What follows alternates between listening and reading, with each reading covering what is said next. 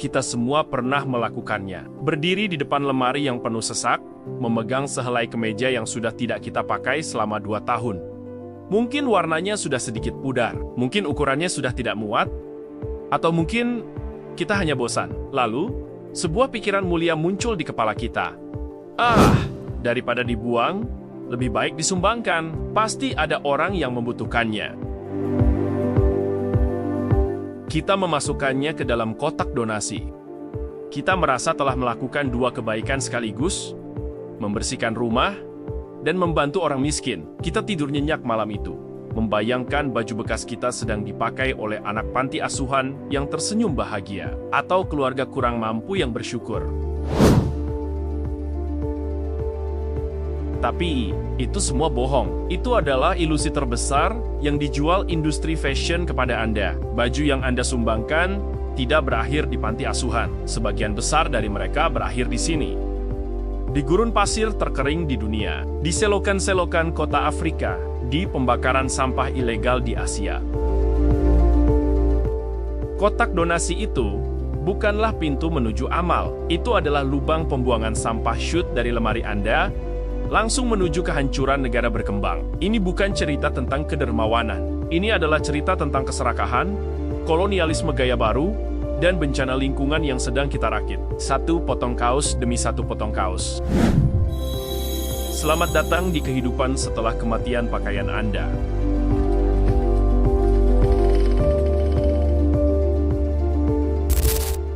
Mari kita mulai dari tempat di mana niat baik Anda berubah menjadi komoditas bisnis. Gudang penyortiran atau sorting plant, segera setelah truk pengangkut donasi meninggalkan kompleks perumahan Anda, baju-baju itu tidak dibawa ke panti sosial. Mereka dijual. Ya, dijual per kilogram ke perusahaan tekstil swasta. Disinilah amal berakhir. Dan bisnis dimulai. Di dalam gudang-gudang raksasa di Eropa dan Amerika Utara, baju Anda disortir berdasarkan kasta. Hanya sekitar 5% hingga 10% yang masuk kategori krim atau grade A. Ini adalah baju vintage, branded, atau yang kondisinya seperti baru. Baju-baju ini tetap berada di negara maju, dijual kembali di butik vintage mahal di London, Paris, atau New York dengan harga tinggi. Lalu, ada kategori fodder atau sampah. Kain pel, isian jok mobil, atau insulasi bangunan. Tapi, porsi terbesarnya, sekitar 60% hingga 70%, adalah apa yang mereka sebut tropical mix.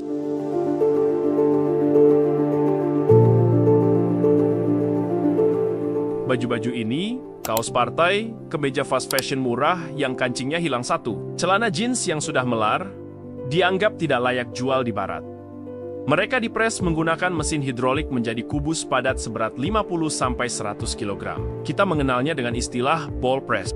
Bagi eksportir di barat, bal-balan ini adalah cara termurah untuk membuang sampah. Daripada membayar pajak limbah untuk membakarnya di negara mereka sendiri, mereka mengekspornya ke negara berkembang dengan label barang bekas layak pakai. Mereka tidak sedang berbagi pakaian. Mereka sedang melakukan guilt laundering, pencucian rasa bersalah. Anda mungkin bertanya, kalau ini sampah, kenapa negara berkembang mau menerimanya? Jawabannya melibatkan sedikit paksaan geopolitik yang jarang dibahas di berita. Mari kita putar waktu ke tahun ke-2016, Komunitas Afrika Timur atau East African Community yang terdiri dari Rwanda, Kenya, Tanzania, dan Uganda membuat keputusan berani. Mereka ingin melarang impor baju bekas. Alasannya masuk akal. Mereka ingin membangun kembali industri tekstil lokal mereka. Mereka ingin rakyatnya memakai baju baru buatan pabrik sendiri, bukan baju bekas orang kulit putih. Mereka ingin punya harga diri. Tapi, respon dari Amerika Serikat sangat mengejutkan. Asosiasi Tekstil Daur Ulang Amerika melobi pemerintah Amerika Serikat untuk mengancam negara-negara Afrika ini. Ancamannya sederhana. Buka perbatasan kalian untuk baju bekas kami, atau kami cabut akses dagang kalian. Ini adalah bentuk intimidasi ekonomi yang brutal. Kenya, Tanzania, dan Uganda akhirnya menyerah karena takut ekonominya hancur. Mereka membatalkan larangan itu, hanya Rwanda yang tetap melawan. Dan sebagai hukuman, AS mencabut hak dagang bebas bea Rwanda untuk produk pakaian. Di Ghana, baju-baju ini disebut obroniwawu. Secara harfiah, artinya baju orang kulit putih yang sudah mati. Karena bagi mereka, tidak masuk akal seseorang membuang baju yang masih utuh kancingnya. Dalam logika mereka, pemilik baju ini pasti sudah meninggal, barulah bajunya diberikan. Ironisnya, pemiliknya masih hidup, sehat, dan mungkin sedang membeli baju baru lagi di Zara saat ini.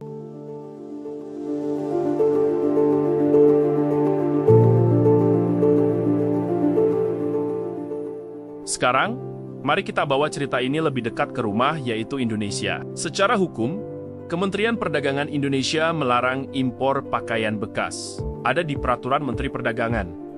Alasannya jelas, kesehatan, lingkungan, dan melindungi UMKM. Tapi coba Anda pergi ke Pasar Senen di Jakarta, Gede Bage di Bandung, atau Pasar Cakar di Sulawesi. Barangnya melimpah ruah, menggunung. Bagaimana mungkin barang ilegal bisa dijual terang-terangan di pusat kota?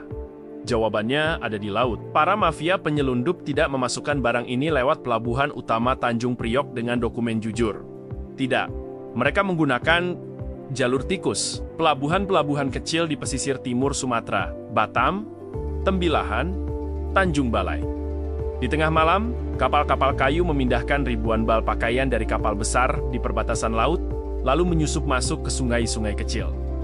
Dokumennya dipalsukan. Kadang ditulis sebagai peralatan rumah tangga, kadang bahan baku tekstil, dan tentu saja ada amplop tebal yang berpindah tangan untuk memuluskan jalan.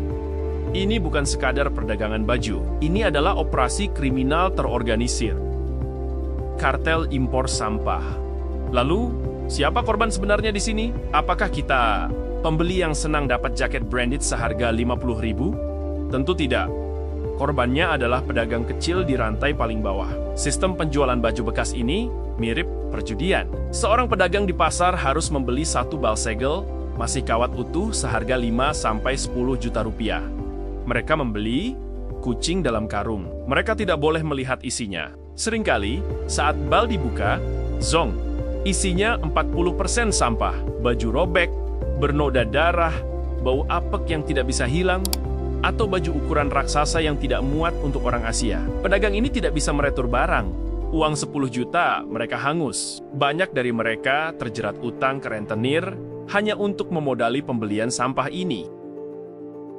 Sementara importir besarnya, mereka sudah untung sejak barang itu turun dari kapal. Mereka tidak peduli isinya sampah atau emas. Bagi mereka, keuntungan dihitung per ton, bukan per lembar.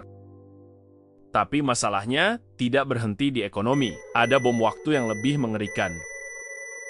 Baju fast fashion zaman sekarang, seperti yang diproduksi Shine, Giordano, atau Uniqlo, berbeda dengan baju kakek nenek kita. Dulu, baju dibuat dari kapas, wool, atau sutra, bahan organik. Sekarang, hampir 70% material tekstil dunia adalah sintetis. Polyester, nilon akrilik. Bahasa sederhananya, plastik. Baju yang Anda pakai itu, pada dasarnya, adalah minyak bumi yang ditenun. Ketika baju-baju bekas ini tidak laku dan dibuang ke sungai atau TPA terbuka di Indonesia, mereka tidak membusuk. Plastik butuh sekitar 200 tahun untuk terurai. Lebih parah lagi, saat terkena hujan dan panas, baju-baju ini melepaskan jus beracun, pewarna azo yang karsinogenik, penyebab kanker, formaldehyde untuk pengawet, PFAS untuk fitur anti-air. Semua racun ini merembes ke tanah, masuk ke air sumur warga, dan akhirnya masuk ke dalam gelas minum kita, tanpa kita sadari. Tapi kan bisa didaur ulang? Industri fashion menghabiskan miliaran dolar untuk iklan PR public relations, meyakinkan Anda bahwa mereka mendaur ulang baju lama menjadi baru. Itu kebohongan besar. Secara teknologi, sangat sulit dan mahal memisahkan serat katun dari serat polyester yang sudah ditenun menyatu. Data menunjukkan, kurang dari 1%, ulangi, kurang dari 1% baju bekas yang benar-benar didaur ulang menjadi baju baru. Sisanya, dibakar untuk energi kotor, atau dijadikan peredam suara, atau berakhir di gurun cili tadi. Jika sistemnya serusak ini, kenapa kita tidak berhenti? Karena kita sudah dicuci otak. Industri fast fashion tidak lagi menjual pakaian sebagai kebutuhan pelindung tubuh.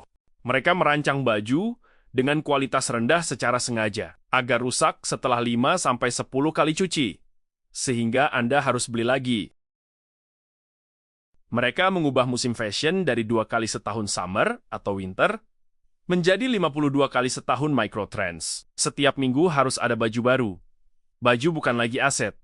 Baju adalah konten. Sekali pakai untuk foto Instagram, lalu buang.